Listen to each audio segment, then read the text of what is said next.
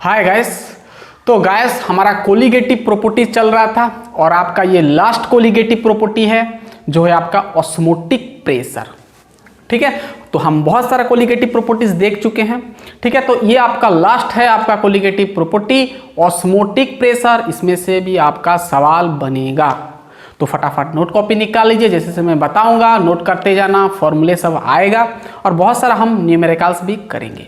तो चलिए फटाफट स्टार्ट करते हैं। Yes, my name is Shankar Gurum and you are watching O learning point. तो चलिए देखते हैं हम ऑस्मोटिक प्रेशर। तो ध्यान से देखना, ऑस्मोटिक प्रेशर पढ़ने से पहले हम कुछ चीज़ें यहाँ पर समझेंगे। सबसे पहले हम डिफ्यूज़न देखेंगे, वैसे आप पढ़ चुके होंगे डिफ्यूज़न, और ऑस्मोसिस देखेंगे। फिर ऑस्मोसिस से आपका कहानी शुरू होता है ऑस्मोटिक प्रेशर। तो भाई सबसे पहले तो हम थोड़ा देख लेते हैं डिफ्यूज़न क्या होता है। पढ़ चुके होंगे, थोड़ा बहुत हम आपको बता देते हैं। ठीक है, हम डिफ्यूज़न देखेंगे। ठीक है, डिफ्यूज़न नोट करना भाई। डिफ्यूज़न, डिफ्यूज़न, डिफ्यूज़न मतलब डिफ्यूज होना। ठीक है, जैसे देखो मान लो मैं यहां पर एक कंटेनर लिया। ठीक है, मैं यहां पर एक क्लोज कंटेनर लिया। ठीक है, यहां पर मैं ये क्लोज कर दिया इसको, है ना। और मैं यहां पर सॉल्यूशन लिया। ये आपका सॉल्यूशन है भाई। मान लो ये आपका KMnO4 है। क्या है? KMnO4 है। ठीक है, KMnO4 है आपका। ये आपका क्या है भाई? सॉल्यूशन है।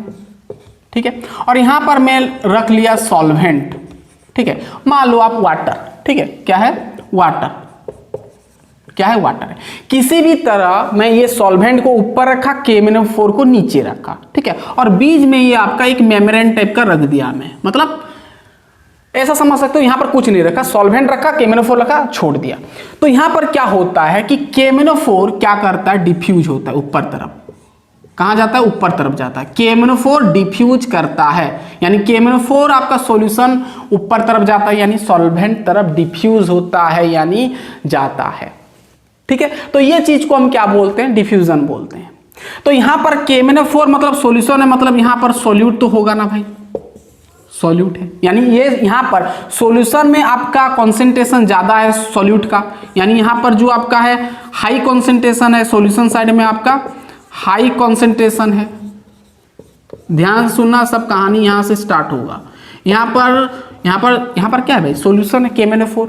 तो KMnO4 यानी सॉल्यूट यहां पर जो होगा हाई कॉन्सेंट्रेशन होगा, यानी ज्यादा आपको यहां पर सॉल्यूट मिलेगा। यहां पर तो सिर्फ सॉल्वेंट है, यानी यहां पर सॉल्यूट का कॉन्सेंट्रेशन भाई लो होगा, लो कॉन्सेंट्रेशन होगा। यानी भाई मुझे बताओ यहां पर कौन कहां किस तरफ जा रहे हैं? यानी आपका KMnO4 ऊपर की तरफ जा रहा है, यानी सॉल्वेंट की तरफ जा रहा है। यानी आपका हाई कॉन्सेंट्रेशन से आपका लो कॉन्सेंट्रेशन क्या हो रहा है? डिफ्यूज हो रहा है, सॉल्यूशन ऊपर तरफ जा रहा है। तो ये चीज होता है आपका क्या? डिफ्यूजन। यानी यहां पर क्या हो रहा है कि यहां पर जो आपका क्या हो रहा है, ध्यान सुनना। यहां पर KMnO4 क्या कर रहा है? KMnO4 डिफ्यूज कर रहा है। KMnO4 will diffuse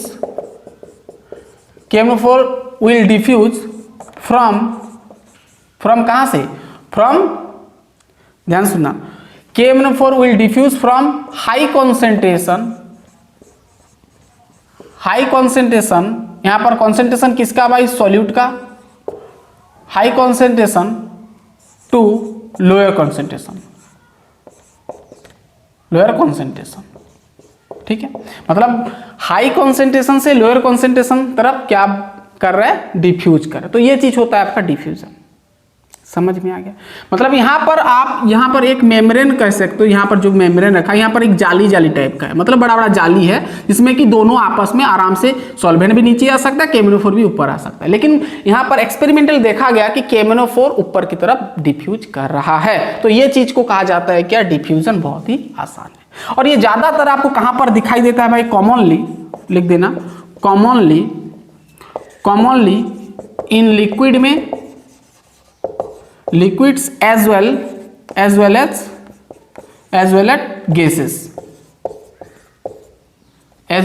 गैसेस, यानी गैस और लिक्विड में ये ज्यादातर दिखाई देता है आपका डिफ्यूजन। ठीक है भाई, समझ में आ गया? पूरा कहानी समझ में आ गया पूरा? तो डिफ्यूजन क्या होता है ना, हाई कॉन्सेंट्रेशन से लो कॉन्सेंट्रेशन तरफ क्या करता है, डिफ्यूज करता है, ये आपका डिफ्यूजन होता है। ठीक है। तो यहाँ पर मॉलिक्यूल्स जो है कहाँ से कहाँ जा रहे हैं, यहाँ पर जो मॉलिक्यूल्स है कहाँ से कहाँ जा रहा है, हाई कॉन्सेंट्रेशन से लो कॉन्सेंट्रेशन लो कॉन्सेंट्रेशन तरफ मूव कर रहे हैं, ठीक है। तो ये सिंपल चीज आप पढ़ चुके होंगे। आगे ये आपका क्या होता है भाई, डिफ्यूजन होता है। अब आता है आपका ऑस्मोसिस। यहाँ पर ध्यान देना, यहाँ पर एक जाली जाली आप मेम्ब्रेन भी कह सकते हो, जो कि बहुत बड़ा बड़ा जाली है, मतलब यहाँ दोनों फ्रीली मूव कर सकते हैं। सॉल्वेंट भी नीचे आ सकता है, केमिनोफोर भी ऊपर आ जा सकता है, लेकिन यहाँ पर देखा गया कि केमिनोफोर ऊपर की तरफ जाता है, तो इसको हम क्या बोलते हैं, डिफ्यूजन। यानी हाई कॉन्सेंट्रेशन से लो कॉन्सेंट्रेशन जो मॉलिक्यूल्स मूव होता है उसको हम क्या बोलते हैं, डिफ्यूजन बोलते हैं। चलिए इतना दूर तो समझ में आ गया। फिर हम अब देखेंगे ऑस्मोसिस। अब डिफ्यूजन बताना जरूरी था भाई, नहीं तो आप ऑस्मोसिस नहीं समझ पाएंगे। अब आता है आपका ऑस्मोसिस। क्या आता है, ऑस्मोसिस। ऑस्मोसिस, ठीक है। अब ऑस्मोसिस क्या होता है, ध्यान से सुनना। ऑस्मोसिस क्या होता है, ठीक मैं यहां पर जैसे लिया एक कंटेनर, ठीक है, क्लोज कंटेनर लिया, यहां पर मैं नीचे तरफ रख दिया वही सॉल्यूशन, कोई भी सॉल्यूशन मान सकते हो आप, और यहां पर एक मेम्ब्रेन लगा दिया। क्या लगा दिया, मेम्ब्रेन, जो कि सेमी परमेबल मेम्ब्रेन बोलेंगे हम इसको।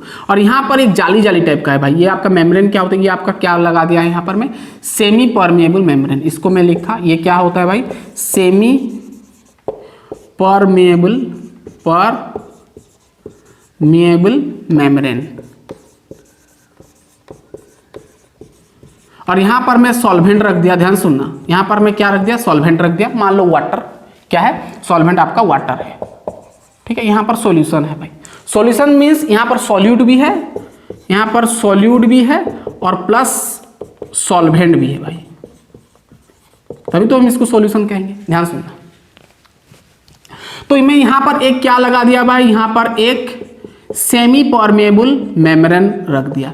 तो सेमी परमेबल मेम्ब्रेन क्या होता है, एक थिन लेयर होता है। क्या होता है भाई, थिन लेयर होता है, ठीक है, थिन लेयर होता है, जो कि परमिट करता है, परमिट्स मॉलिक्यूल, यानी मॉलिक्यूल सबको घुसाता है, यानी मूवमेंट करवाता है। यानी यहां पर एक जाली टाइप का है भाई, यहां पर परमिट्स मॉलिक्यूल, ज्यादातर सॉल्वेंट में, सॉल्वेंट ही इसमें पास हो सकता है, लाइक वाटर, ठीक है, लाइक वाटर। मतलब ये क्या होता है ना, एक जाली टाइप का होता है भाई, सभी में जाली टाइप का होता है, छोटा जाली टाइप का होता है। जैसे यहाँ पर क्या होता है, जाली टाइप का होता है, मतलब छोटा छोटा यहाँ पर होल होता है। तो यहाँ पर होल में आपका सिर्फ सॉल्वेंट ही पास कर सकता है, क्योंकि सॉल्वेंट का साइज छोटा होता है, सॉल्वेंट का साइज छोटा होता है और सॉल्यूट का तो बड़ा साइज होता है। तो यहाँ पर सिर्फ सॉल्वेंट ही घुस सकता है। यानी भाई आपका सॉल्वेंट ये है, तो सॉल्वेंट का मॉलिक्यूल छोटा छोटा होता है भाई, तो ये जाली में आराम से ये क्या हो सकता है, घुस सकता है, अंदर तरफ जा सकता है, अंदर तरफ जा सकता है ना। यानी सॉल्वेंट से सॉल्यूशन की तरफ आपका मूवमेंट होगा मॉलिक्यूल्स का। अब सॉल्यूशन से इधर नहीं जाएगा, क्योंकि सॉल्यूशन में आपका सॉल्यूट है, तो सॉल्यूट का साइज बड़ा बड़ा होता है, तो कैसे जाएगा भाई, ऊपर तरफ नहीं जाएगा, क्योंकि जाली छोटा छोटा है भाई, छोटा छोटा जाली है, तो जाली होल आपका छोटा छोटा, तो सॉल्यूट बड़ा बड़ा होता है, तो ऊपर तरफ नहीं जा पाएगा। यानी यहाँ पर ये चीज, यहाँ पर क्या हो रहा है ना, सॉल्वेंट क्या होगा ना, धीरे धीरे सॉल्यूशन तरफ बढ़ेगा। अब मुझे बताओ, यहाँ पर सॉल्यूट का कॉन्सेंट्रेशन क्या होगा भाई, लो होगा, और सॉल्यूशन का कॉन्सेंट्रेशन हाई होगा। क्या होगा भाई, हाई होगा। समझ में आया। तो ये चीज को हम क्या बोलते हैं, ऑस्मोसिस। यानी क्या होता है ना, यहाँ पर जो मूवमेंट हो रहा है, यानी जो फ्लो हो रहा है, कहां से कहां, सॉल्वेंट से सॉल्यूशन तरफ फ्लो कर रहा है, क्या मॉलिक्यूल सब, यानी सॉल्वेंट का यहाँ पर वाटर मॉलिक्यूल कहां किस तरफ मूवमेंट कर रहा है भाई, सॉल्यूशन की तरफ मूवमेंट कर रहा है। तो इसी मूवमेंट को हम क्या बोलते हैं, ये पूरा फिनोमिनन को हम क्या बोलते हैं, ऑस्मोसिस। यानी the spontaneous flow of the liquid और the spontaneous flow of the solvent from low concentration to the high concentration of the solution. यानी लो कॉन्सेंट्रेशन से हाई कॉन्सेंट्रेशन तरफ आपका मॉलिक्यूल्स क्या कर रहा है, मूव कर रहा है, मूवमेंट कर रहा है, ठीक है, फ्लो कर रहा है, तो उसको हम क्या बोलते हैं, ऑस्मोसिस कहते हैं।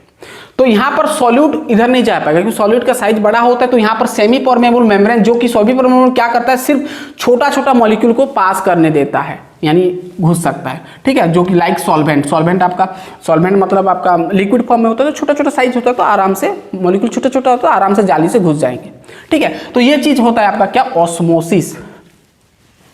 समझ में आ गया भाई।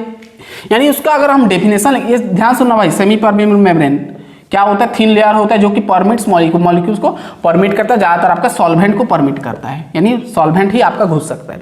ठीक है, तो यानी यहाँ पर ऊपर से नीचे तरफ आ रहा है, तो इसका डेफिनेशन अगर हम लिखेंगे भाई, ध्यान सुनना, अगर इसका हम डेफिनेशन, दो डेफिनेशन लिख सकते हैं।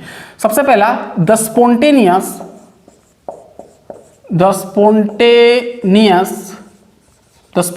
flow of the, ध्यान सुना, the spontaneous flow of the solvent, यानी सॉल्वेंट का spontaneous, the spontaneous flow of the solvent towards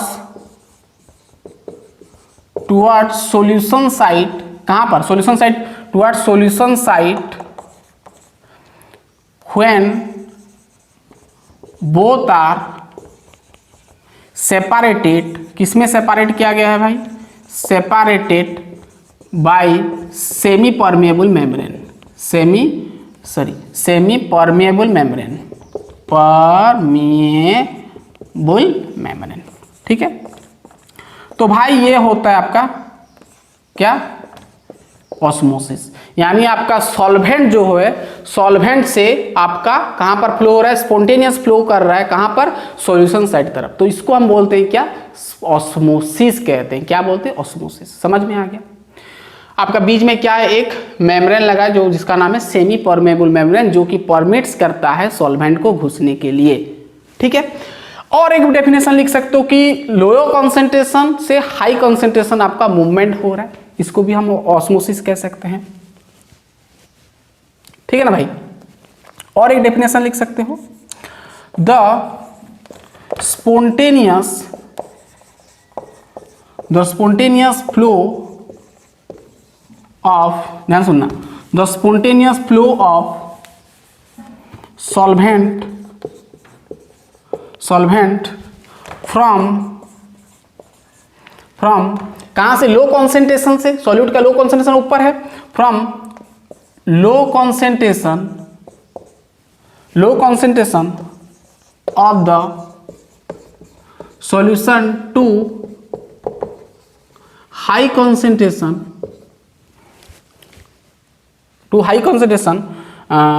when both are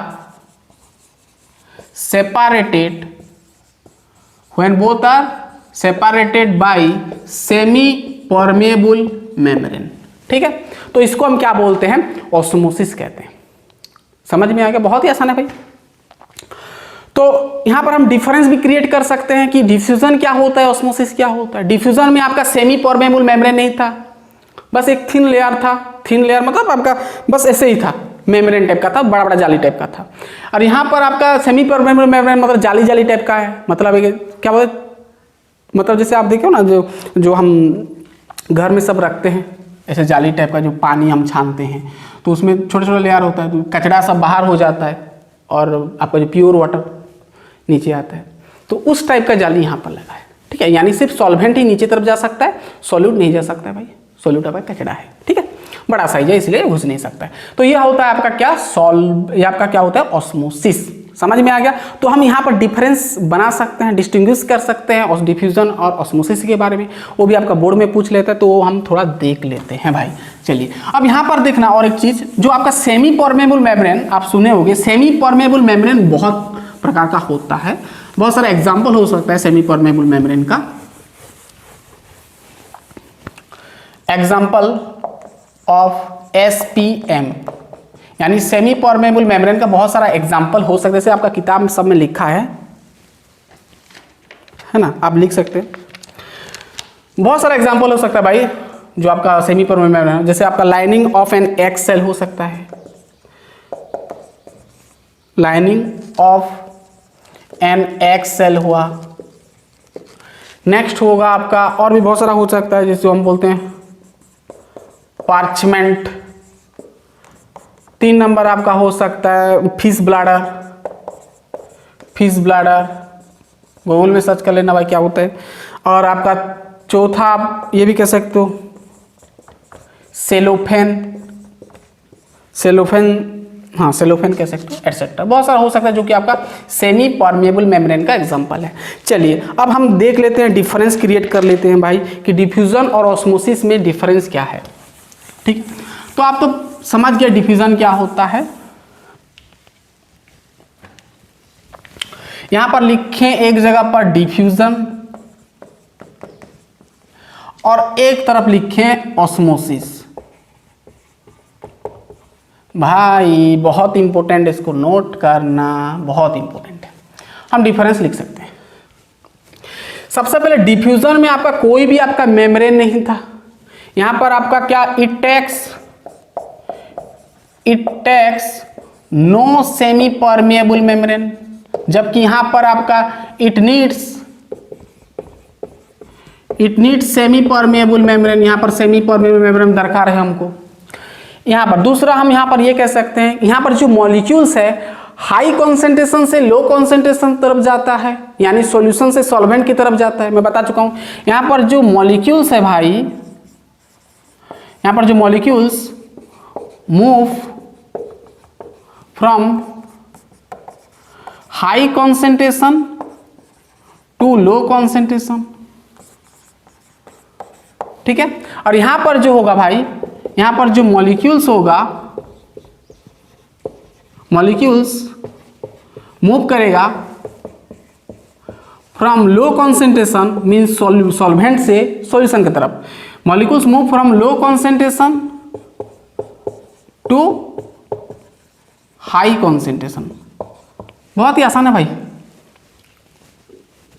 next, यहां पर डिफ्यूजन में आपका कुछ भी मेम्ब्रेन नहीं लगा है, मतलब सॉल्वेंट और सॉल्यूशन दोनों मॉलिक्यूल्स का मूवमेंट फ्रीली हो सकता है भाई। ये इधर भी जा सकता है, क्योंकि बीच में आपका बड़ा जाली लगा है जिसमें कि सॉल्वेंट सॉल्यूट दोनों ही पास हो सकता है। ठीक है, जिसको हम परमिएबल मेम्ब्रेन भी कहते हैं इसको। ठीक है, उसको छोड़ो ना। हम यहां पर ये लिख सकते हैं कि यहां पर जो मॉलिक्यूल्स है, मॉलिक्यूल्स जो होगा मूव फ्रीली होगा, बट यहां पर सिर्फ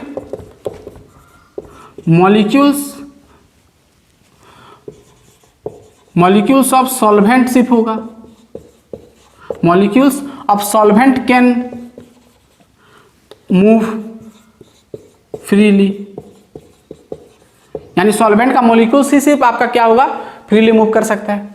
नेक्स्ट पॉइंट हम ये लिख सकते हैं, और क्या लिख सकते हैं भाई, और आपका जो डिफ्यूजन है भाई ये ज़्यादातर आपका लिक्विड और गैसियस सॉल्यूशन में देखने को मिलता है। यानी यहाँ पर कॉमनली यहाँ पर होता है commonly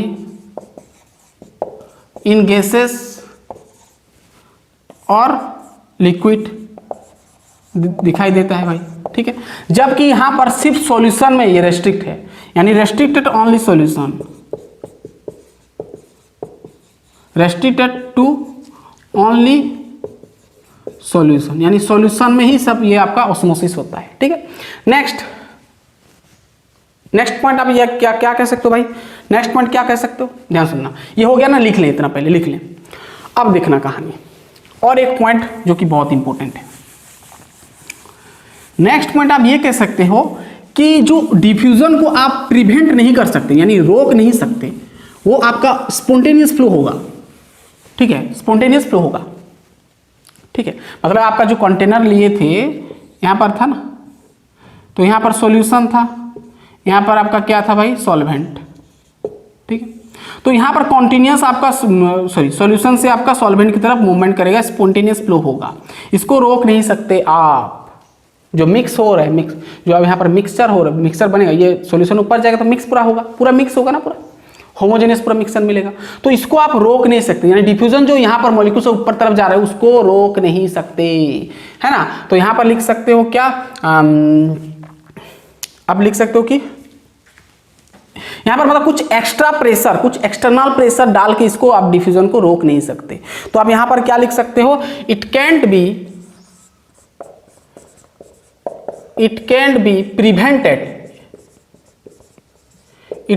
prevented by external pressure.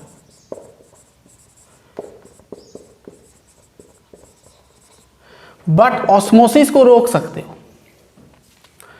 जो यहाँ पर ऑस्मोसिस हो रहा है, यहाँ पर क्या एक जाली टाइप का लगा देते हैं सेमी परमेबल मेम्ब्रेन, तो इसको आप रोक सकते हो। ये आपका सॉल्वेंट है, तो आप मॉलिक्यूल्स कहाँ से कहाँ जाएगा भाई, लो कॉन्सेंट्रेशन से हाई कॉन्सेंट्रेशन जाएगा। तो ये जो मॉलिक्यूल जो मूवमेंट कर रहा है सॉल्यूशन तरफ जो जा रहा है, जो ऑस्मोसिस हो रहा है, वो ऑस्मोसिस को आप रोक सकते हो कुछ यहाँ पर प्रेशर डाल के। यहाँ पर प्रेशर अगर पिस्टन लगा दे तो प्रेशर डालोगे तो जो आपका सॉल्वेंट इधर नहीं जाएगा। सॉल्यूशन साइड में, एक्चुअली सॉल्यूशन साइड में आप पिस्टन लगाते हो, इस टाइप में पिस्टन लगाते हैं, वो बताएंगे, अभी बताएंगे वो सब। वो आएगा आपका ऑस्मोटिक प्रेशर, ठीक है, जो कि रोकेगा, जो कि ऑस्मोसिस को रोकेगा। जो ऑस्मोसिस यहाँ पर हो रहा है, ऑस्मोसिस मतलब सॉल्वेंट मॉलिक्यूल कहाँ से कहाँ जा रहा है भाई, लो कॉन्सेंट्रेशन से हाई कॉन्सेंट्रेशन तरफ जा रहा है, तो इसको हम रोक सकते हैं प्रेशर डाल के, और वो प्रेशर को हम बोलते हैं ऑस्मोटिक प्रेशर, जो कि अब हम डिस्कस करेंगे। यानी हम यहाँ पर लिख सकते हैं कि इट कैन बी प्रिवेंटेड, अब समझेंगे भाई, it can be prevented by external pressure. External pressure, बाहर का कुछ भी प्रेशर हम डाल के हम रोक सकते हैं ऑस्मोसिस को, ठीक है।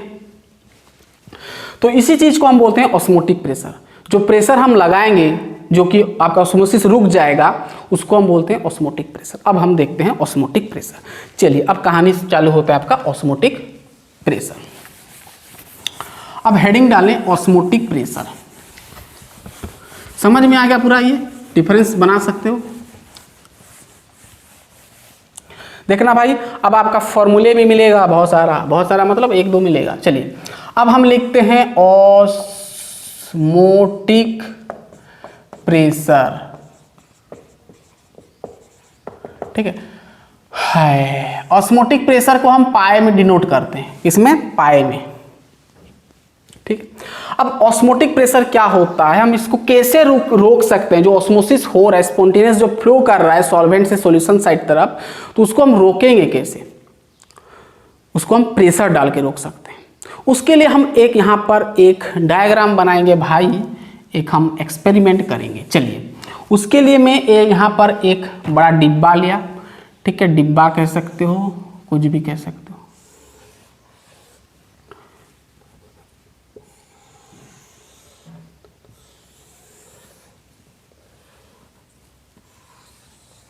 ठीक है। अब मैं यहाँ पर, ये आपका पूरा डिब्बा है, यहाँ पर मैं क्या क्या, ध्यान सुना, यहाँ पर मैं यहाँ पर एक सेमी परमेबल मेम्ब्रेन रख दिया, ये आपका जाली जाली टाइप का है भाई, ठीक है, जिसमें कि सिर्फ सॉल्वेंट ही पास हो सकता है। ये आपका क्या है, सेमी परमेबल मेम्ब्रेन है। अब मैं क्या क्या, यहाँ पर एक में ये आपका सॉल्यूशन है, इस तरफ में रखा सॉल्यूशन, इस तरफ में रखा सॉल्वेंट। सॉल्यूशन में आपका सॉल्यूट है भाई, सॉल्वेंट में सिर्फ प्योर सॉल्वेंट है। अब मैं क्या क्या, यहाँ पर एक पिस्टन लगाया, जो कि जहाँ से हम प्रेशर डाल सकते हैं। यहाँ पर मैं एक क्या लगाया भाई, यहाँ पर मैं एक पिस्टन लगाऊंगा, ठीक है, यहाँ पर मैं एक पिस्टन लगाया, ठीक है, यहाँ पर मैं एक पिस्टन लगाया। पिस्टन मतलब जिसमें कि हम प्रेशर डाल सकते हैं। यहाँ पर एक में क्या यहाँ पर हम प्रेशर डालेंगे, पिस्टन लगाया, क्या लगाया भाई, यहाँ पर एक पिस्टन लगाया, ठीक है। अब ध्यान सुनना, हम इसको ऊपर से दबाएंगे ऐसे। ये आपका सॉल्यूशन है भाई, ये आपका पूरा सॉल्यूशन है, और ये आपका क्या है भाई, सॉल्वेंट है, ठीक है। अब ध्यान सुनना, अब प्रेशर मैं यहाँ पर दबाऊंगा। अब यहाँ पर मैं एक जो कि प्रेशर को डिटेक्ट करेगा कि कितना प्रेशर दरकार पड़ रहा है ऑस्मोसिस को रोकने के लिए, तो उसके लिए मैं एक प्रेशर डिटेक्टर यहाँ पर लगाया, मान लो ऐसा कुछ है, ठीक है, ये ऐसे की लगा है जो कि प्रेशर को डिटेक्ट करेगा कितना कितना हुआ बोल के, ठीक है। तो इसको हम बोलते हैं प्रेशर गज। क्या बोलते हैं, प्रेशर गज, GAUGE होता है तो भाई, ठीक है, प्रेशर गज लगाया, ठीक है। अब मैं यहाँ पर एक नेरो ट्यूब लगाया, ट्रिंग ट्रिंग, जहाँ पर हम सॉल्वेंट को डालेंगे। ये आपका नेरो ट्यूब, यहाँ पर आपका क्या है भाई, ये आपका सॉल्वेंट है, या नेरो ट्यूब एक है, ठीक है, NERROW, नेरो ट्यूब लगाया, ठीक है। यहाँ पर मैं नेरो ट्यूब लगाया, ठीक है, ध्यान से सुनना, नेरो ट्यूब लगाया, ठीक है। अब मुझे बताओ हम प्रेशर नहीं डालें, अभी एक्सटर्नल प्रेशर हम नहीं दबाएं, ठीक है। अब ध्यान सुनना, अब अगर मैं ऐसे ही रख दिया तो यहाँ पर सॉल्यूशन, यहाँ पर सॉल्वेंट है, तो ऑस्मोसिस की कहानी में क्या बताया कि सॉल्वेंट से आपका सॉल्यूशन तरफ मूवमेंट करेगा, यानी सॉल्वेंट लो कॉन्सेंट्रेशन से हाई कॉन्सेंट्रेशन आपका मॉलिक्यूल्स मूवमेंट करेगा, यानी इस तरफ आएगा मॉलिक्यूल्स, आएगा कि नहीं भाई, इस तरफ आएगा। तो इसको हमको रोकना है, तो स्पॉन्टेनियस फ्लो कर रहा है सॉल्वेंट, अगर इसको रोकेंगे मॉलिक्यूल फिर आपस हम भेजेंगे, तो उसके लिए आपको इधर से प्रेशर डालना पड़ेगा। अगर आप इधर से ऐसे प्रेशर डालोगे तो ये जो मॉलिक्यूल्स था फिर इधर चला जाएगा, इधर चला जाएगा ना, मॉलिक्यूल सब इधर चला जाएगा, तो पूरा का पूरा जो मॉलिक्यूल सॉल्वेंट का मॉलिक्यूल पूरा इस तरफ जाएगा, तो यहाँ पर जितना आपको यहाँ पर प्रेशर दरकार पड़ेगा उसको हम बोलते हैं क्या क्या क्या क्या क्या ऑस्मोटिक प्रेशर। सॉल्वेंट से मॉलिक्यूल इस तरफ जाएगा ना, मॉलिक्यूल सब इस तरफ जाएगा, अगर ये मॉलिक्यूल आपस भेजेंगे तो यहाँ पर हमको प्रेशर डालना पड़ेगा, वो प्रेशर को हम क्या बोलते हैं, पाई बोलते हैं, यानी ऑस्मोटिक प्रेशर बोलते हैं, यानी वो एक्सटर्नल प्रेशर को हम क्या बोलते हैं, ऑस्मोटिक प्रेशर कहते हैं। यानी जितना प्रेशर हमको दरकार पड़ रहा है ऑस्मोसिस को रोकने के लिए, मतलब ये स्पॉन्टेनियस फ्लो होगा यानी ऑस्मोसिस हो जाएगा, तो वो ऑस्मोसिस को आपस भेजने के लिए यानी रोकने के लिए, स्टॉप करने के लिए यहाँ पर हमको जितना प्रेशर दरकार पड़ेगा दैट इज नोन एज आपका ऑस्मोटिक प्रेशर। समझ में आ गया पूरा क्लियर, पूरा क्लियर, पूरा क्लियर। तो यहाँ पर हम क्या लिख सकते हैं भाई, यहाँ पर हम लिख सकते हैं डेफिनेशन क्या लिख सकते हैं ना, the external pressure, the external pressure has to be applied, ध्यान सुना, has to be applied किस तरफ भाई, सॉल्यूशन साइड तरफ हम प्रेशर डालेंगे, on the side of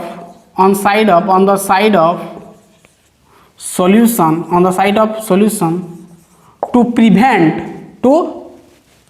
मतलब रोकने के लिए, टू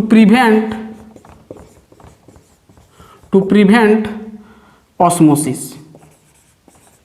यानी ऑस्मोसिस को रोकने के लिए हमको जितना द एक्सटर्नल प्रेशर जो दरकार पड़ रहा है, जो अप्लाई हम कर रहे हैं, वो प्रेशर को आप क्या बोलोगे, ऑस्मोटिक प्रेशर यानी पाए बोलोगे। समझ में आएगा, बहुत ही आसान है। वैसे ऑस्मोटिक प्रेशर को मेजर करने के लिए बहुत सारा मेथड है, वैसे ये भी आप एक एक्सपेरिमेंट कह सकते हो, बहुत सारा मेथड है भाई, वो हम लिख देंगे, ठीक है। तो बहुत सारा मेथड है जिसमें कि हम ऑस्मोटिक प्रेशर को डिटेक्ट कर सकते हैं, यानी हम कैलकुलेट कर सकते हैं, बहुत सारा मेथड है भाई। तो समझ में आ गया भाई क्या होता है ऑस्मोटिक प्रेशर, यानी द एक्स्ट्रा प्रेशर हम कह सकते हैं, एक्स्ट्रा प्रेशर जो कि लग रहा है सॉल्वेंट मॉलिक्यूल्स को आपस भेजने के लिए, यानी ऑस्मोसिस को रोकने के लिए, वो प्रेशर को हम ऑस्मोटिक प्रेशर कहते हैं। अब कहानी सुनना, इसको मिटाया, डेफिनेशन लिख लिए। तो यहाँ पर जो ऑस्मोटिक प्रेशर है, ऑस्मोटिक प्रेशर को डिटरमाइन करने के लिए बहुत सारा मेथड है, मैं लिख देता हूँ। To determine pi means osmotic pressure, to determine osmotic pressure have different methods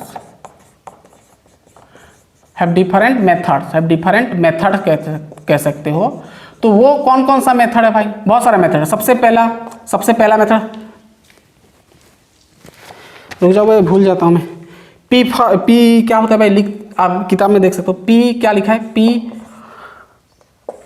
पीफर्स method, ये सब याद कर लें भाई, जनरल नॉलेज है। सेकेंड वाला आप बर्कली, बहुत सारा मेथड है भाई जिसमें कि हम जो यहाँ पर जो एक्स्ट्रा प्रेशर लग रहा है उसको हम डिटरमाइन कर सकते हैं, वो मेथड मैं यहाँ पर लिख देता हूँ। Berkeley,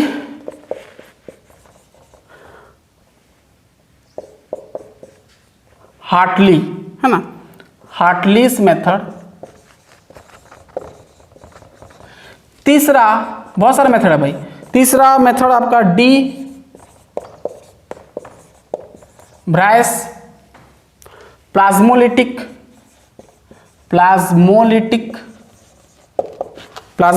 method. चौथा और एक भी मेथड है भाई जिसका नाम है मोर्स, MORS, मोर फ्राजर मेथड, और भी है। और एक आप कह सकते हो भी, 5 तो मेथड कह सकते हो। नेक्स्ट आपका TOWN, टाउनसेंड्स रिवर्स ऑस्मोसिस मेथड, तो आपको भाई आपको क्या समझ में आया कि जो आपका ऑस्मोसिस हो रहा है, ऑस्मोसिस को रोकने के लिए जितना प्रेशर आपको दरकार पड़ रहा है उसको हम क्या बोलेंगे, ऑस्मोटिक प्रेशर। और वो ऑस्मोटिक प्रेशर को अगर आपको डिटरमाइन करना है तो बहुत सारा मेथड है, लेकिन ज़्यादातर आपको सुइटेबल बोलने से ये मेथड है जो कि हम यहाँ पर बताए आपको, ये इस एक्सपेरिमेंट से हम डिटेक्ट कर सकते हैं। तो इसको हम बोलते हैं बर्क, ये क्या होता है बर्क, ये आर है भाई, बर्कली हैंटलीस वैसे हार्टलीस मेथड, ठीक है, जो कि मैं यहां पर बताया। वैसे आपका जो ऑस्मोसिस है ना भाई, ये जो ऑस्मोसिस पाए यानी osmotic pressure have different methods, ये भाई आपका हैव होगा, हैव ये आपका ई छोड़ दिया, ठीक है। यानी आपका जो पाए यानी ऑस्मोटिक प्रेशर को डिटरमाइन करने के लिए बहुत सारा मेथड है, जो कि मैं यहाँ पर लिख दिया हूँ 5 तो मेथड। तो हमारा ये जो मेथड था ये था आपका बर्कली हैटलीस मेथड, ये आपका होता है, ठीक है। तो वैसे ये सब में से ये आपका ज़्यादा यूजफुल होता है, क्योंकि यहाँ पर जो रिजल्ट आता है वो आपका पूरा एक्यूरेट आता है, इसलिए ये इसको हम यूज करते हैं, ठीक है। तो चलिए अब यहाँ पर देखना, अब तो न्यूमेरिकल्स आने वाला है भाई, ध्यान सुनना। अब हम यहाँ पर जो हम सॉल्यूशन लेते हैं, सॉल्यूशन में हमारा सॉल्यूट भी है सॉल्वेंट भी है। तो यहाँ पर क्या होता है ना, जो फॉर्मूला मिलता है आपका सॉल्यूट का मोलिकुलर मास पूछता है, किसका भाई, मोलिकुलर मास ऑफ सॉल्यूट, ठीक है। ऑस्मोटिक प्रेशर गिवन होगा और आपको मोलिकुलर मास अगर पूछ लिया, सॉल्यूशन में जो आपका सॉल्यूट है उसका मोलिकुलर मास पूछ लिया, तो कैसे करना है अब हम डेरिवेशन करेंगे, ठीक है। फॉर्मूला रट लेना। चलिए तो समझ में आ गया पूरा कहानी, ऑस्मोटिक प्रेशर क्या होता है। जो आपका एक्स्ट्रा प्रेशर यानी एक्सटर्नल जो प्रेशर आपको लग रहा है, एक्सटर्नल प्रेशर जो लग रहा है ऑस्मोसिस को स्टॉप करने के लिए यानी प्रिवेंट करने के लिए, तो वो प्रेशर को हम बोलते हैं ऑस्मोटिक प्रेशर, ठीक है। अब यहाँ पर देखना, अब हम देखेंगे मॉलिक्यूलर मास डिटर्मिनेशन, यानी मॉलिक्यूलर मास हम निकालेंगे, ठीक है। अब मैं यहाँ पर जो आपको डायग्राम बनाया था, एक्सपेरिमेंटली देखा गया उस डायग्राम में, एक्सपेरिमेंटली, ठीक है, एक्सपेरिमेंटली देखा गया कि आपका जो ऑस्मोटिक प्रेशर, मैं इस प्रकार डायग्राम बनाया था भाई, इस प्रकार डायग्राम बनाया था, ठीक है। मैं याद दिला देता हूँ आपको, टिंग टिंग, ठीक है। और यहाँ पर आपका सेमी परमेबल मेम्ब्रेन था, और यहाँ पर आपका क्या था, पिस्टन था, ठीक है। यहाँ पर ये पाए था, क्या था, पाए था, ठीक है। अब ध्यान सुनना, एक्सपेरिमेंटली देखा गया, ये आपका सॉल्यूशन है भाई, ध्यान सुनना, ये आपका सॉल्वेंट है। एक्सपेरिमेंटली देखा गया जो आपका पाए है यानी ऑस्मोटिक प्रेशर, ध्यान सुनना, ऑस्मोटिक प्रेशर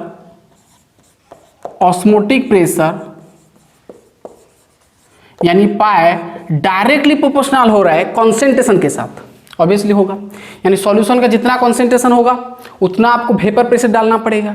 इसका कॉन्सेंट्रेशन ज़्यादा हो गया तो आपको वेपर से ज़्यादा डालना पड़ेगा, तभी ज़्यादा मॉलिक्यूल्स इधर आएंगे, तभी ऑस्मोसिस स्टॉप होगा, प्रिवेंट होगा। यानी osmotic pressure directly proportional to किसके साथ ना, कॉन्सेंट्रेशन से।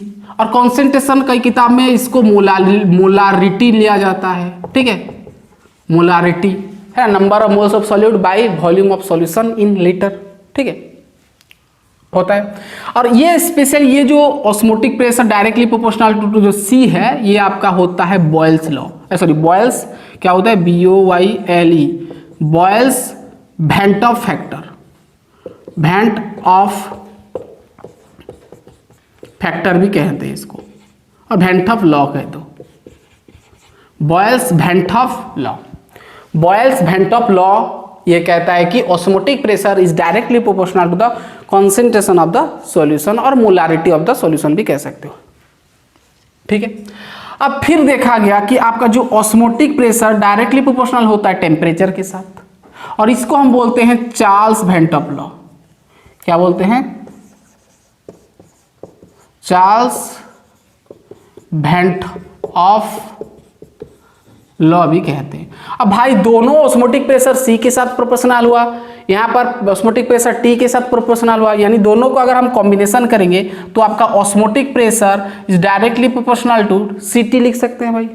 ठीक है, अब देखना, अब यहाँ पर क्या किया गया, पाए जो है पाए रखा, प्रोपोर्शनल सिंबल को हटाया, इक्वल लग गया, और यहाँ पर एक कांस्टेंट मल्टीप्लाई किया गया जो कि आर, यहाँ पर सी टी। ठीक है, तो ये भी एक फॉर्मूला आप कह सकते हो, इसको भी नोट करना भाई। यहाँ पर जो आई है आर जो है भाई ये गैस कांस्टेंट है, जानते हो क्या है, गैस कांस्टेंट है, और आप पढ़ चुके हो गैस कांस्टेंट का वैल्यू होता है 0.0821 समथिंग होता है। ठीक है, तो आर का वैल्यू याद रख लेना, और ये फॉर्मूला आप कह सकते हो। अब ये फॉर्मूला को थोड़ा हम मॉडिफाई कर सकते हैं, हमको क्या निकालना है, सॉल्यूट का मोलिकुलर मास। तो यहाँ पर सी लगा है यानी कॉन्सेंट्रेशन यानी मोलारिटी, कॉन्सेंट्रेशन ध्यान देना, हम मोलारिटी ले रहे हैं। ठीक है, चलिए इतना लिख लें। ये भी आपको फॉर्मूला देखो, अगर आपको आर दे दिया गिवन क्वेश्चन में, अगर आर दे दिया, टेम्परेचर दे दिया और ऑस्मोटिक प्रेशर दे दिया, और आपको पूछा कि सॉल्यूशन का कॉन्सेंट्रेशन कितना होगा यानी मोलारिटी कितना होगा, यानी आप निकाल सकते हो सी। ठीक है, इसमें से सवाल हम करेंगे, लिख लें इतना, देखना आप, इसको मिटाया भाई, देखना देखना यहां पर जो सी है भाई, सी यानी मोलारिटी, क्या है, मोलारिटी। ठीक है, कॉन्सेंट्रेशन जो हम मोलारिटी टर्म में हम लेते हैं, मोलारिटी, और मोलारिटी का फॉर्मूला क्या होता है, number of moles of solute. ठीक है, बाई क्या होता है, वॉल्यूम ऑफ सॉल्यूशन किसमें लेते हैं भाई, लीटर में। आपको क्वेश्चन में अगर मिलीलीटर दे दिया तो लीटर में कन्वर्ट करना है, 1000 डिवाइड करना है। अब यहां पर क्या होगा भाई, number of moles of solute को हम N2 में डिनोट करते हैं, याद होगा आपको, volume of solution in litre, यानी हम V2 ले जाते हैं, या तो फिर आप V भी ले सकते हो। ठीक है, चलो V ले जाते हैं। ठीक है, वॉल्यूम ऑफ सॉल्यूशन लीटर में, ठीक है, V लिख दिया, volume of solution in litre यानी वॉल्यूम को मैं V ले लिया। ठीक है, ये आपका C का वैल्यू N2 बाई V। अब देखना N2 मतलब number of moles of solute. अब मैं यहाँ पर N2 मतलब number of moles of solute का फॉर्मूला क्या होता है, मास अपॉन मोलिकुलर मास। तो इसके जगह पर मैं लिख सकता हूँ mass of solute bye molecular mass. ठीक है, तो मास ऑफ सॉल्यूट को हम डिनोट करते हैं कैसे भाई, कैसे रिप्रेजेंट करते हैं, मैं बता चुका हूँ, W वाला कहानी, मास ऑफ सॉल्यूशन W2, और मोलिकुलर मास को हम M1 लेते हैं। ठीक है, मास ऑफ सॉल्यूशन M2 लेते हैं ना, W2 भाई क्या हो गया भाई, M2 हो गया। तो भाई ये मैं क्यों बताया, अब यहाँ पर डाल दो कॉन्सेंट्रेशन जगह पर, तो आपको पाई इक्वल टू R हो गया इंटू C का वैल्यू कितना लिख सकते हैं भाई, C यानी उतना है N2, और N2 का वैल्यू है इतना, तो हम क्या लिख सकते हैं भाई, देखना क्या लिख सकते हैं भाई, N2 का वैल्यू उतना, यानी W2 बाई M2, नीचे आपका क्या है भाई, ये भाई N2 का वैल्यू इतना है, इतना डाला, नीचे V है तो V डाल दिया, और यहाँ पर देखो T लगा है, यहाँ T लगा दिया, यानी भाई आपको पाई इक्वल टू मिल गया कि ये ऊपर मल्टीप्लाई कर दो, यानी आपको हो जाएगा W2 ऊपर रहेगा, R इंटू टी, RT हो गया, और नीचे आपका VM2 हो गया, V इंटू M2 हो गया। यानी हमको यहाँ पर क्या चाहिए भाई, ये फॉर्मूला नोट कर लिए। अब हमको यहाँ पर मोलिकुलर मास चाहिए।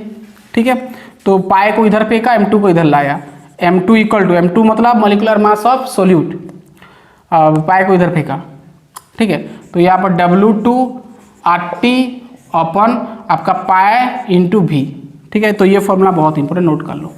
ये मोलिकुलर मास M2 मतलब मोलिकुलर मास ऑफ सॉल्यूट निकालने का फॉर्मूला होता है। ठीक है, और V मतलब वॉल्यूम ऑफ सॉल्यूशन लीटर में, R गैस कांस्टेंट, T मतलब टेम्परेचर। और ध्यान देना जो आपका टेम्परेचर है मैं लिख देता हूँ क्वेश्चन में, ध्यान देना जो टेम्परेचर है ये आपका अगर सेल्सियस में दे दिया तो केल्विन में करना है, हमेशा केल्विन में होगा। ठीक है, अगर सेल्सियस में दिया है तो उसको आपको 273 प्लस कर देना है। ठीक है, चलो अब W2 तो जानते हो, mass of the solute, W2 mass of solute. ठीक है, लिख लें भाई, इतना बहुत इंपॉर्टेंट, अब क्वेश्चन करेंगे, हम सवाल करेंगे भाई, लिख लें। हाँ, और एक तो चीज यहाँ पर देखना भाई, न्यूमेरिकल्स में अगर आपको पाया यानी ऑस्मोटिक प्रेशर अगर ऑस्मोटिक प्रेशर दूसरा कुछ यूनिट में दे दिया तो उसको आपको क्या करना है, एटीएम में लाना है, एटमॉस्फेरिक प्रेशर में भाई। अब दूसरा कुछ मान लो आपको mmHg में दे दिया, mmHg में दे दिया प्रेशर, तो आपको क्या करना है, उसमें आपको 760 डिवाइड करना, तभी जाके आपको 1 ATM मिलेगा। ठीक है, 1 एटमॉस्फेरिक प्रेशर। ये करते करते समझ में आ जाएगा। ध्यान देना, पाए का जो यूनिट होगा भाई आपका ATM होगा। ठीक है, चलिए सवाल करेंगे तो और क्लियर होगा। चलिए लिख ले इतना फटाफट, दिख रहा है। चलिए अब हम सवाल लेंगे, तो फॉर्मूला ये वाला नोट कर लेना, molecular mass of the solute कैसे निकालेंगे, कॉन्सेंट्रेशन भी हम निकाल सकते हैं, पाई इक्वल टू CRT। ठीक है, चलिए क्वेश्चन करते हैं। देखना सबसे first question, question number 1, osmotic pressure of A solution, osmotic pressure of a solution containing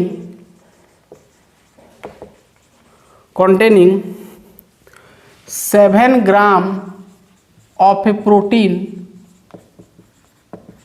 7 gram of a protein per 100 ml of solution, 100 ml of solution in 25 mmHg, 25 mmHg at 37 degree Celsius, calculate molecular mass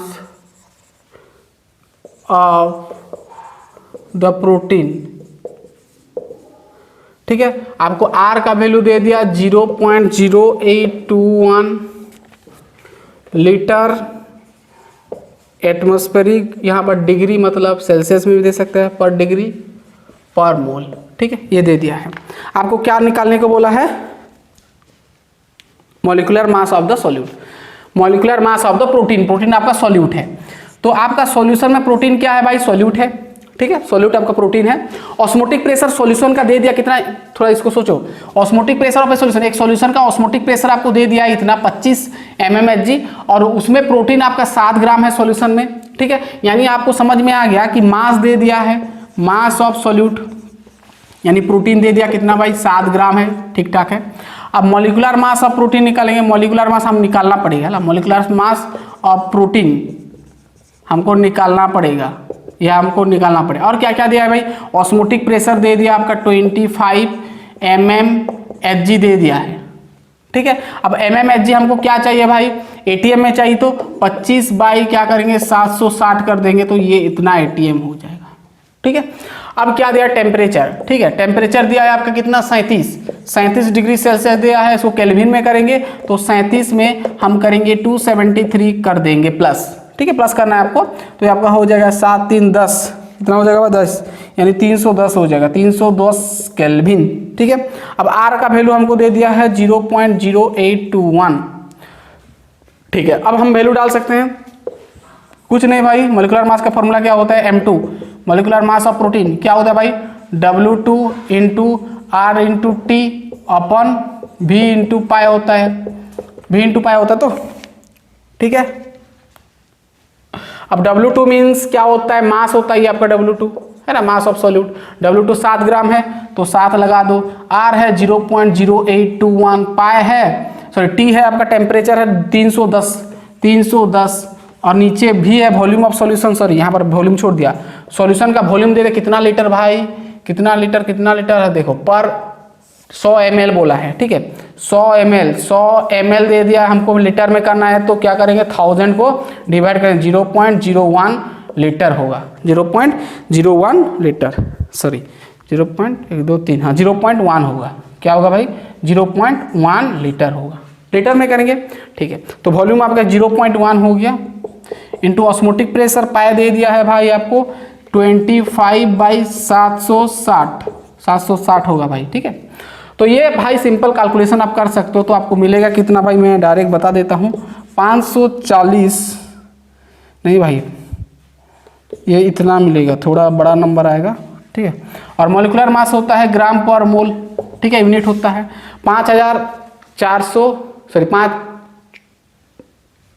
54,093, ठीक है, इतना आएगा बड़ा number, ठीक है।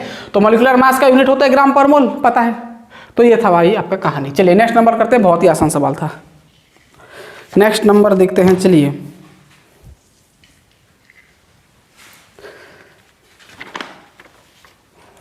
CBSE का एक सवाल ले जाते हैं। 2009 में आया था एक सीबीएसई का सवाल।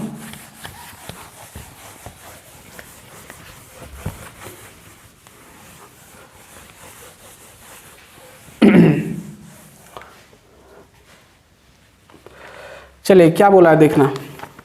क्वेश्चन नंबर 3 क्या पूछा है, 100 milligram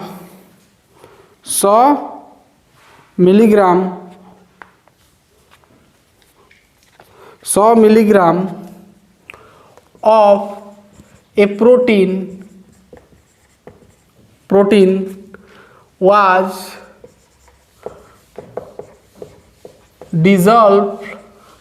dissolved in just enough water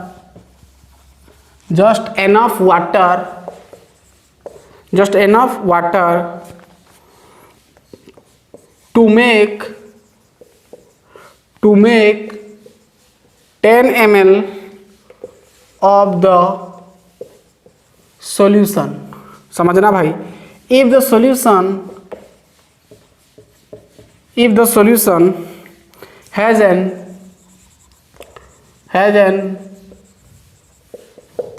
osmotic pressure of 13.3 mmHg at 25 degree Celsius,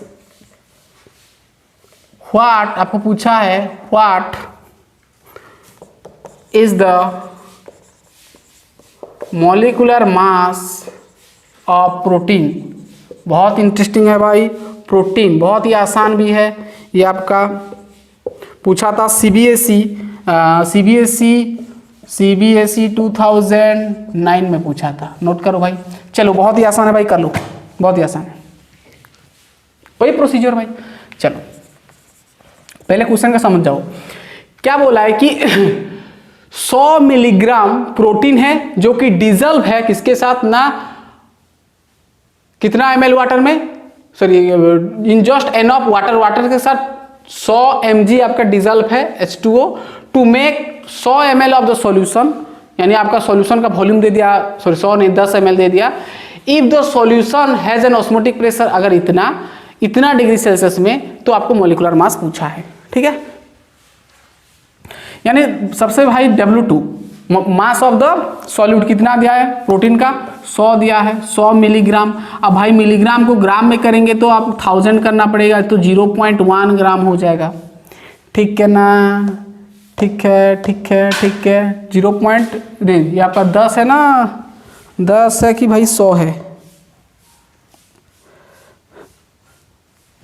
ठीक है 0.1 ग्राम होगा, ठीक है। अब वॉल्यूम कितना दिया है भाई, 10 ml है भाई, हमको लीटर में चाहिए तो 1000 करेंगे तो 0.01 क्या हो जाएगा, लीटर, ठीक है।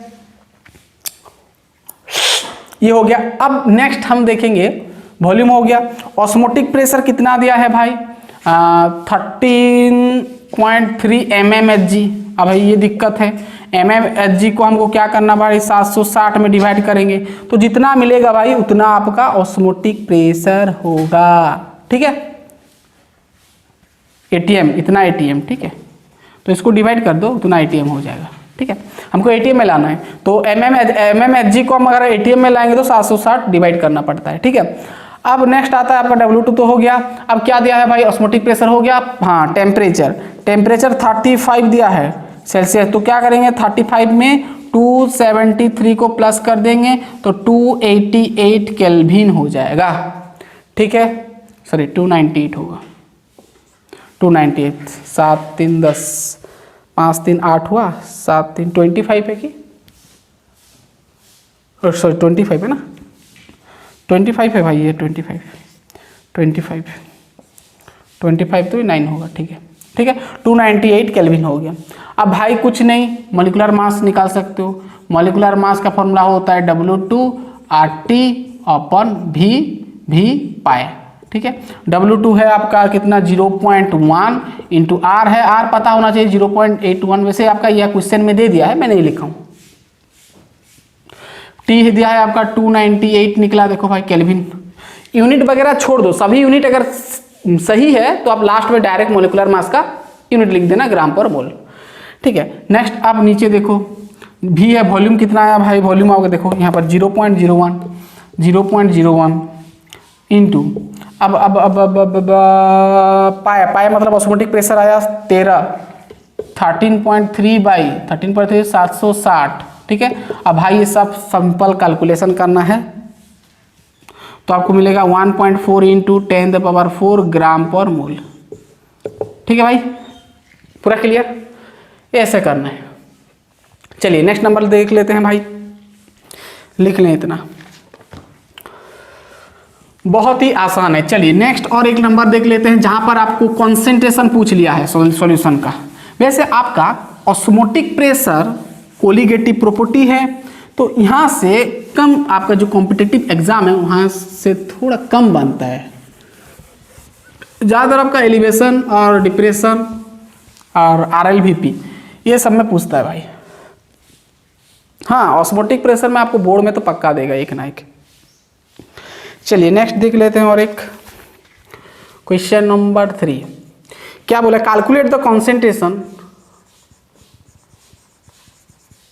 calculate the concentration of that solution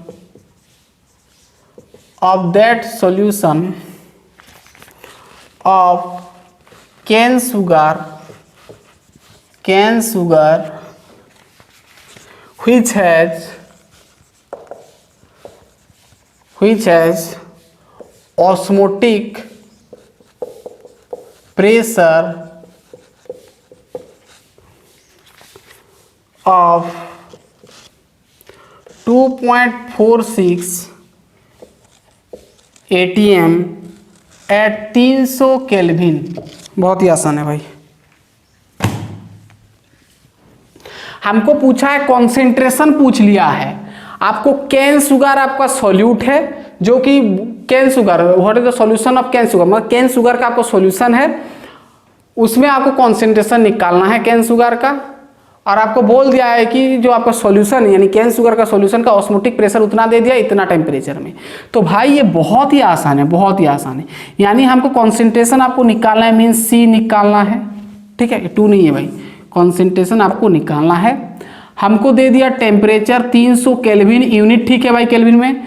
अब एटीएम भी ठीक है भाई, पाए का वैल्यू भी एटीएम में दे दिया है 2.46, और आर नहीं दिया है, कोई बात नहीं, हम जानते हैं आर का वैल्यू। ठीक है, अब हम क्या जानते हैं भाई, पाए इक्वल टू CRT, तो भाई सभी वैल्यू है हमारे पास, C नहीं है, C हमको निकालना है तो आसानी से कर सकते हो। C को रख दो, RT को इधर फेंक दो, C रख दिया, RT इधर आएगा तो डिवाइड हो गया पाए बाई RT।